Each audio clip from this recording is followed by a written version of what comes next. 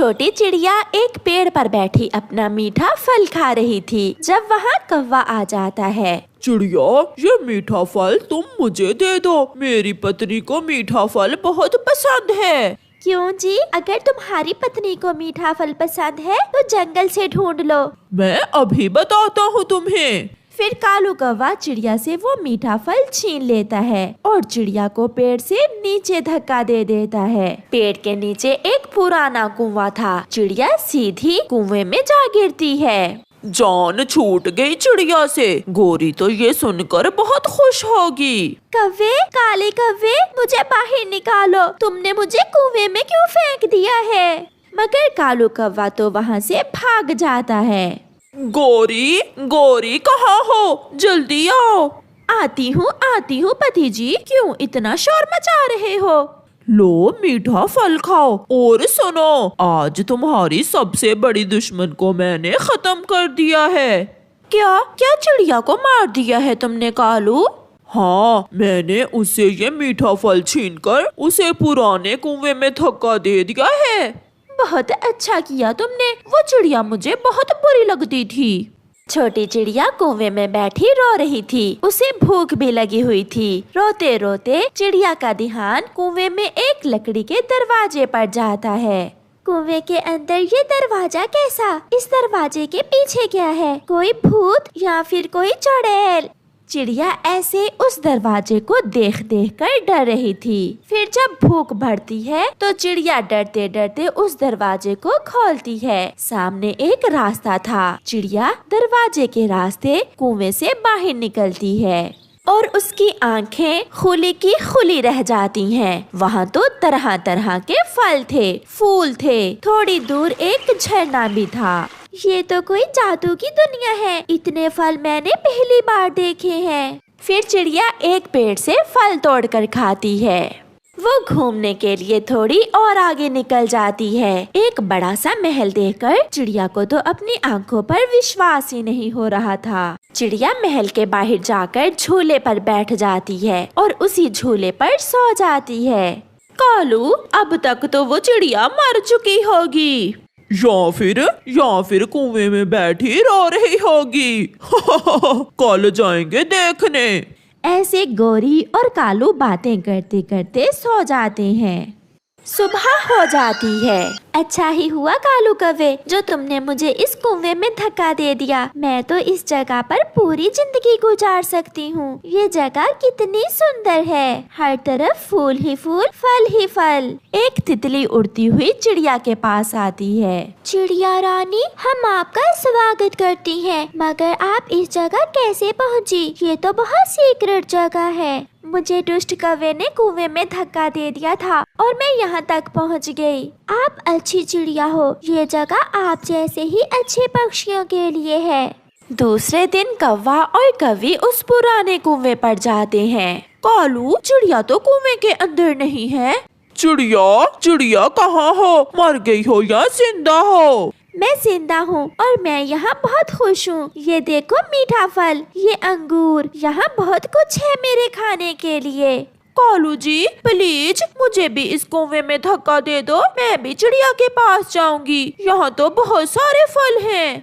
मगर मुझे कौन धक्का देगा? मैं भी जाना चाहता हूँ। ऐसा कहते हुए वो दोनों कुएं में छलांग लगा देते हैं। चिड़िया जल्दी से दरवाजा बंद कर लेती है। कालू, ये दरवाजा तो चिड़िया ने बंद कर लिया। चलो हम इस दूसरे दरवाजे से जाकर देखते हैं कि इस कुएं में क्या है। फिर वो दोनों एक दूसरे दरवाजे को खोलते हैं। जैसे ही वो दूसरी तरफ जाते हैं, दरवाजा बंद हो जाता है। बचाओ, बचाओ, बचाओ। वहाँ बड़ी बड़ी चुड़ैलें देखकर गोरी और कालू की तो चीखें ही निकल जाती हैं।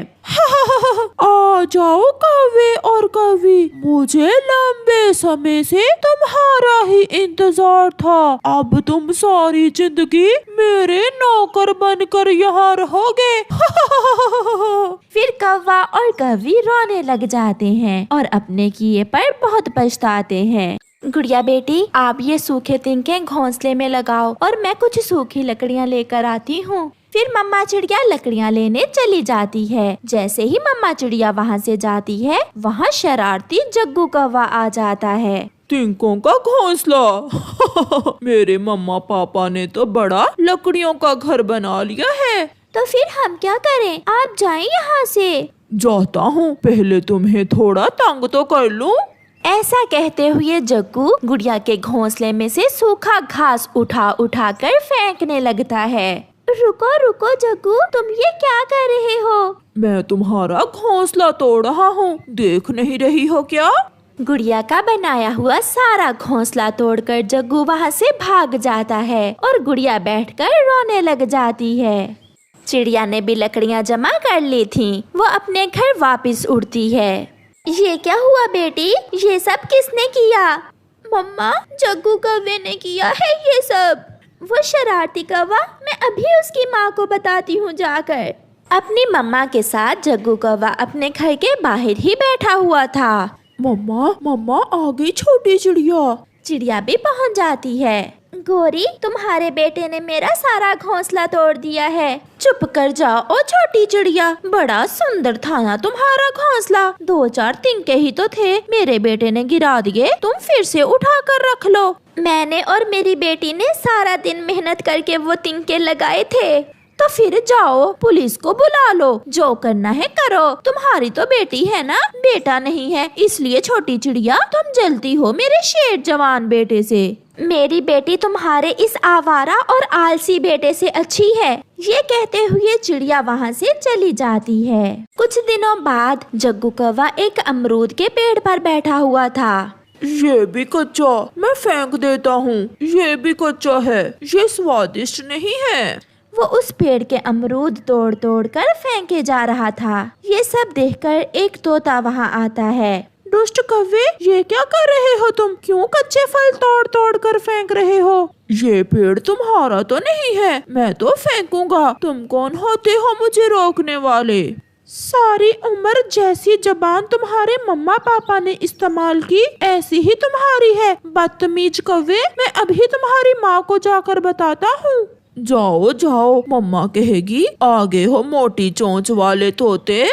गौरी, तुम्हारा बेटा बहुत बिगड़ चुका है। उसने आज अमरूद के सारे कच्चे फल तोड़ तोड़ कर फेंक दिए हैं। मोटी चोंच वाले मिट्ठू। देखा देखा मिट्ठू अंकल, मैंने कहा था ना।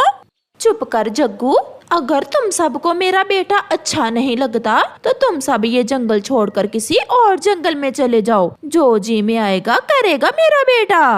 पछताओगी, एक न एक दिन तुम पछताओगी। मिट्ठू गुस्से में वहाँ से चला जाता है। दूसरे दिन जग्गू कबूतर चाचा के पास जाता है। कबूतर चाचा जंगल में गन्ने का रस बेचा करता था। जग्गू कबूतर से कहता है, चाचा कबूतर, आपकी पत्नी छत से गिर गई है, आप जल्दी घर जाएं। तो तुम्हें किसने बताया बेटा? मैंने खुद देखा है कबूतर चाचा। कबूतर वहाँ से भाग जाता है। भाग गया कबूतर चाचा, मेरे झूठ को सच समझकर भाग गया। आज मैं जी भर के गन्ने का जूस पीऊंगा, मजा आ जाएगा आज। फिर जग्गू चाचा कबूतर की मशीन में गन्ना लगाकर रस निकालता है। बेख्याली में जग्गू का पंख रस निकालने वाली मशीन में फंस जाता है। वो बहुत चिल्लाता है, बचाओ बचाओ, कोई मुझे बचाओ। मगर वहाँ कोई होता तो उसे बचाता। उसका पंख कट जाता है। गौरी, जग्गू का पता चला, बहुत दुख हुआ। एक एक था मेरा बेटा, चिड़िया अपाहिज हो गया। अब कैसे जिंदगी गुजारेगा मेरा बेटा? गौरी बहन, बच्चों को शरारत से रोकना चाहिए, मगर आपने हमेशा जग्गू को शरारत करने पर शाबाश दी। हाँ चिड़िया आंटी, मैं बहुत शर्मिंदा हूँ, मगर अगर मेरी मम्मा मुझे शरारत से रोकती तो ये सब ना होता, ना मेरा पंख टूटता और ना मैं अपाहज होता। जग्गू रोते हुए चिड़िया से ऐसे कहता है,